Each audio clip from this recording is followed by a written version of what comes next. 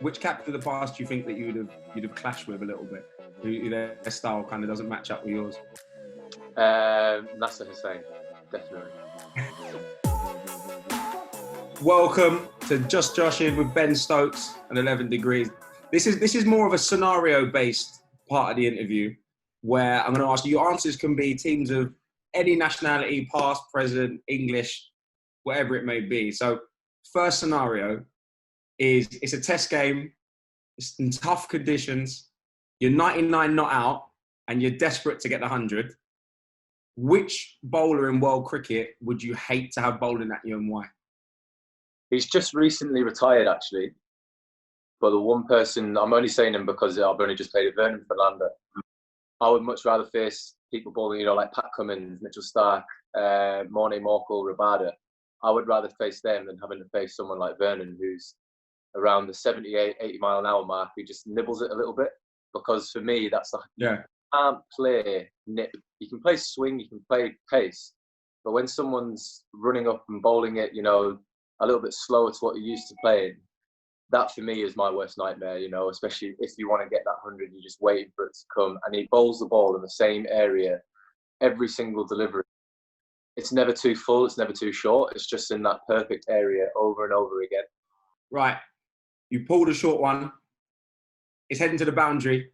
Who do you not want underneath it? Which fielder would you not want underneath it? And you're on 99. You're hoping he drops it. Glenn Maxwell, I reckon, out of everyone. I think Glenn Maxwell, under any ball, whether it's close to the boundary or a dolly, I think has more skill in being able to catch a high ball. If he's right on the boundary, he's got the ability to be able to catch it, throw it back up, jump out, jump back in. So you've nicked one. It's going towards the slips. Who in world cricket is guaranteed to take the catch? Who you've played against? Steve Smith. Okay, interesting. You take a risky single, right? Who do you want at the non-striker's end who will make up the ground? Who's quick? Johnny Bairstow or Jos Buttler. What batsman? So you're 99. What batsman would you most like to have out in the middle with you? That feeling of getting 100 is brilliant, and I don't think it really matters who is out there with you.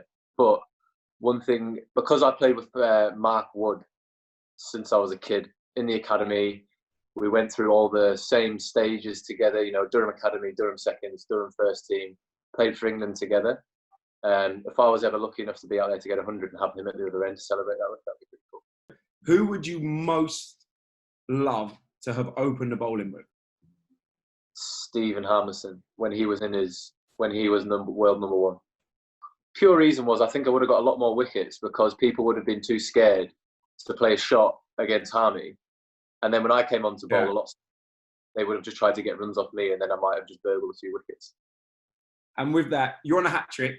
What former player, middle stump, would you just love to knock out of the ground? I reckon Merv Hughes. Yeah.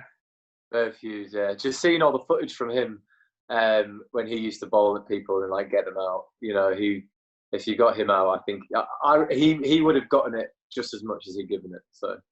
Yeah. Right. We're going to ask you, who is the world's best looking cricketer? Yeah. You're not allowed to say yourself.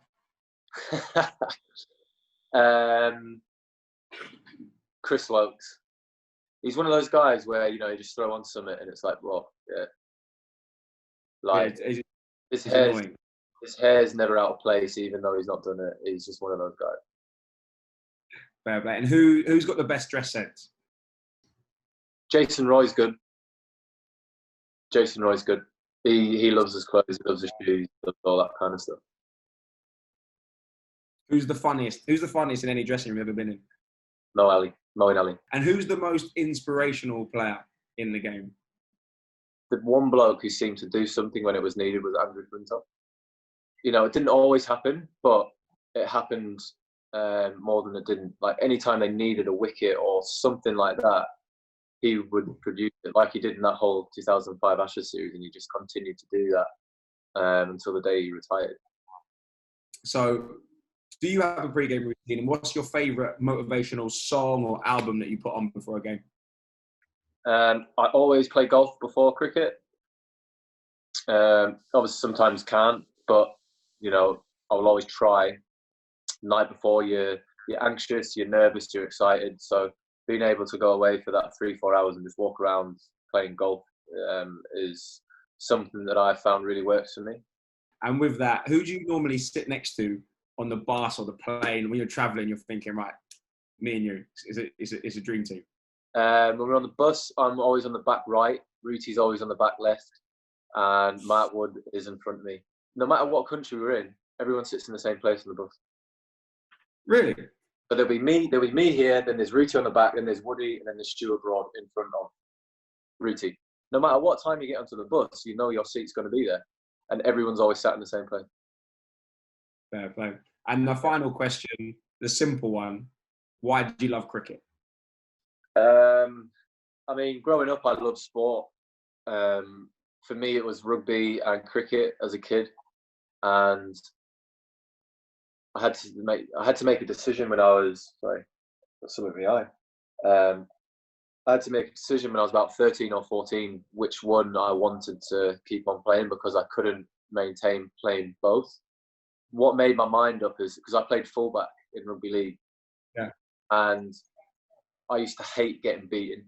Like, I would always do whatever I could to try and make the tackle if someone got through. But I remember my last ever game is where I could have got him, but I didn't try.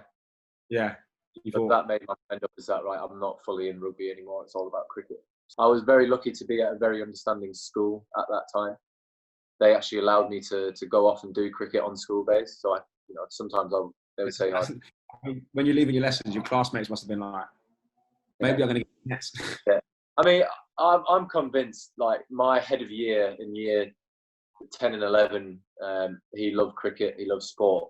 Yeah. So I'm convinced that he had a big part in allowing me to be able to actually miss days of school to go and train and play. To be able to do that at school, just say, yeah, it's fine, just go and do cricket, we don't want to see it. I was very, very lucky.